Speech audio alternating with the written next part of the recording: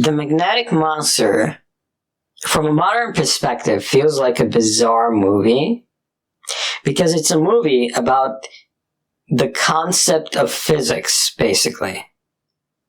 You have your MIB adjacent people, and you don't really have an enemy. You have just this phenomena, right?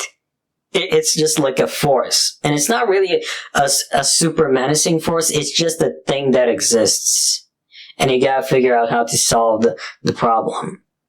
It's the closest thing, I feel like, to a story where it's all about science. Even though it's pseudoscience, it feels like an actual science as the main goal of the story.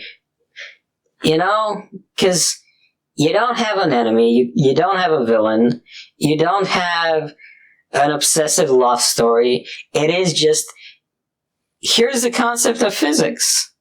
Like, I think someone should remake this thing into a modern thing, preferably without all the politics, and it would be just like a low-budget, interesting thing, where people are just doing like the Fringe Challenge, but with an actual thing, and you don't have a mad scientist.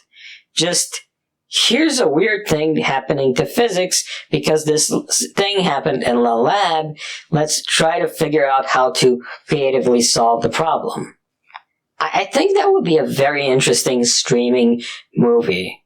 Or like streaming like 3 to 4 episode miniseries.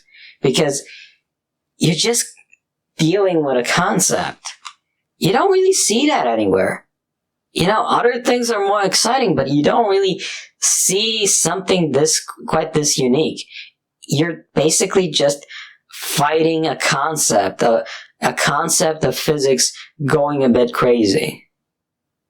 There's no need to kill the main bad guy or whatever. It's just the concept of people do things to solve the problem of the concept. It's an excellent recipe for making something different that actually just feels different and feels creative in the storytelling.